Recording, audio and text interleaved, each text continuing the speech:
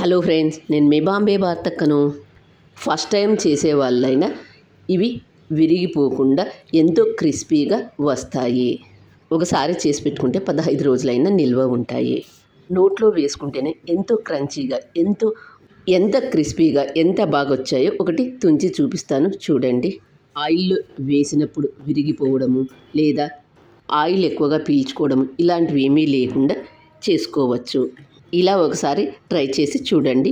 అప్పుడు మీరే అంటారు ఎంత బాగున్నాయని. ఎలా తయారు చేసుకుందామో చూద్దాం రండి. కొలుచుకోవడానికి ఏదైనా ఒక కప్పు కానీ గ్లాస్ కానీ ఏదో ఒకటి తీసుకోండి. అన్నింటిని వాటితోనే తీసుకోండి. మైదా పిండి 1 కప్పు, చక్కెర 1/2 కప్, నెయ్యి 4 టేబుల్ స్పూన్లు, ఉప్పు చిటికెడు.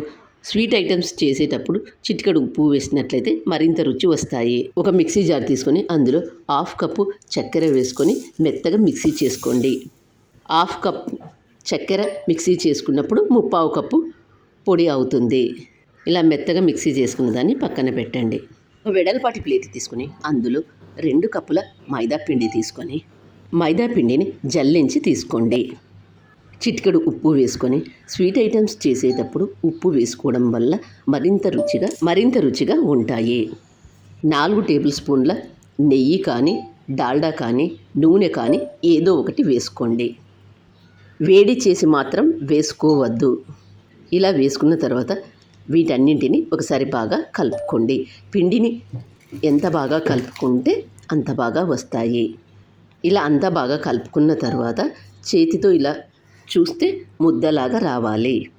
ఇలా వచ్చినట్లయితే మనం చేసే ఈ శంకరపాలి విరిగిపోకుండా బాగా వస్తాయి. మిక్సీ చేసుకున్న చక్కెర పొడిని ఇందులో వేసుకొని మరొకసారి పిండినంతా బాగా కలుపుకోండి. పొడి పదార్థాలన్నింటిని ఇలా బాగా కలుపుకున్న తర్వాత ఇప్పుడు ఇందులో కొద్దిగా నీళ్లు పోస్తూ పిండిని బాగా కలుపుకోండి. నీళ్లు ఎక్కువగా పట్టవు, చూసి వేసుకోండి. నీళ్లు కొద్దిగా వేసి మాత్రమే కలుపుకోండి. 1/4 కప్పు నీళ్లు మాత్రమే పడతాయి. పిండిని లూజుగా మాత్రం కలుపుకోవద్దు, కొద్దిగా గట్టిగానే కలుపుకోండి. మనం పూరీకి పిండికి ఎలా తడుపుకుంటామో అలా తడుపుకోండి. ఇలా పిండిని బాగా కలుపుకున్న తర్వాత పిండిని 2 సమాన భాగాలుగా చేసుకొని రౌండ్గా చేసుకున్న ఒక పిండి ముద్దను తీసుకొని స్టీల్ ప్లేట్ కానీ లేదా చపాతీలు చేసేది కానీ తీసుకొని ముందుగా మనం తయారు చేసుకున్న పిండి ముద్దను పెట్టుకొని ఇలా రౌండ్గా చేసుకోండి. మరీ పల్చగా కాను మరీ మందంగా కాను లేకుండా చూసుకోండి. వీడియోలో చూపిస్తున్నంత మందంగా ఉండేటట్లు చూసుకోండి.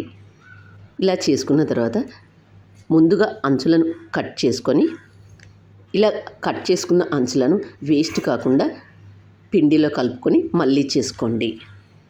ఇలా స్క్వేర్ షేప్లో కట్ చేసుకున్న తర్వాత ఇప్పుడు ఒకసారి నిలువుగా ఒకసారి అడ్డంగా కట్ చేసుకోండి.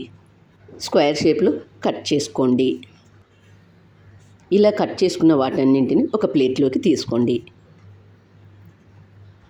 వీటిని డైమండ్ షేప్లో కూడా కట్ చేసుకోవచ్చు.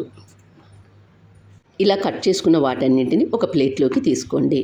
అలాగే మిగతా పిండిని కూడా ఇలాగే చేసుకొని ఇలా కట్ చేసుకోండి.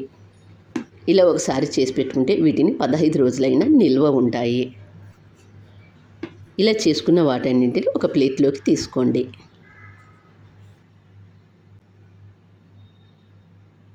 గ్యాస్ ఆన్ చేసుకొని ఒక బాండీ పెట్టుకోండి.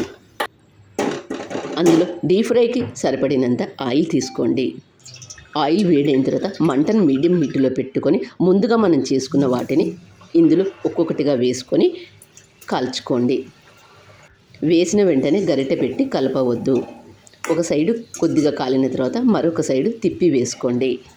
వీటిని ఈ కలర్లో ఉన్నప్పుడే తీసుకోండి. మరీ ఎర్రగా కాల్చుకోవద్దు.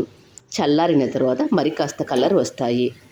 వీటిని నూనెలో నుంచి తీసేటప్పుడు మెత్తగా అనిపిస్తాయి. చల్లారిన తర్వాత క్రిస్పీగా ఉంటాయి. అలాగే మిగతా వాటన్నింటిని కూడా వేసి కాల్చుకోండి. పూర్తిగా చల్లారిన తర్వాత మాత్రమే ఒక ఎయిర్ టైట్ డబ్బాలో స్టోర్ చేసుకోవాలి. మీరు కూడా ఈ శంకరపాలిని తప్పక ట్రై చేయండి. మరి మీకు ఎలా వచ్చాయో నాకు కామెంట్ చేసి చెప్పండి. వీటిని ఫస్ట్ టైం చేసే వాళ్ళైనా ఎంతో పర్ఫెక్ట్గా చేయగలరు.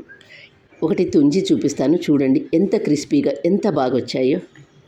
మీరు కూడా తప్పక ట్రై చేయండి. మరి మీకు ఎలా వచ్చాయో నాకు కామెంట్ చేసి చెప్పండి. నా ఛానల్ కొత్తగా చూసేవాళ్ళు సబ్స్క్రైబ్ చేసుకోండి. వీడియో నచ్చినట్లయితే మీ ఫ్రెండ్స్కి, రిలేటివ్స్కి షేర్ చేయండి.